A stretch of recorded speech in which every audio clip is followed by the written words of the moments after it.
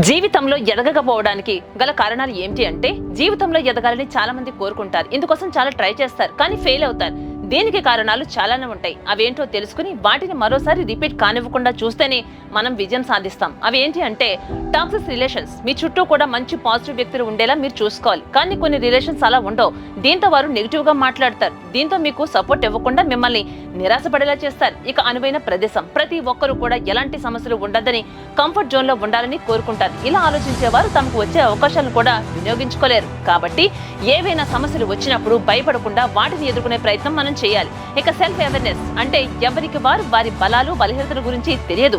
దీంతో వారు ఎదగడానికి ఏం చేయాలో అర్థం కాదు. కాబట్టి ఎవరికి వారు కొన్ని విషయాలు తెలుసుకోవాలి. వారు ఏం చేయాలన్న విషయాన్ని ముందుగా తెలుసుకోవాలి. ముఖ్యంగా వాయిదా వద్దు. వాయిదా వేయడం కూడా అతిపెద్ద శత్రువు. చేసినటువంటి పనులు సరైన సమయంలో చేయకుండా పోస్ట్ పోన్ చేస్తూ ఉంటే రిజల్ట్స్ కూడా అంతే దారుణంగా ఉంటాయి. దీంతో పాటు జట్టుగా పనిచేస్తే విజయం సాధ్యమవుతోంది, కానీ కొంతమంది అన్ని పనులు వారు మాత్రమే చేయాలని అనుకుంటారు. ఇలా చేయడం వల్ల విజయమే సాధించలేరు.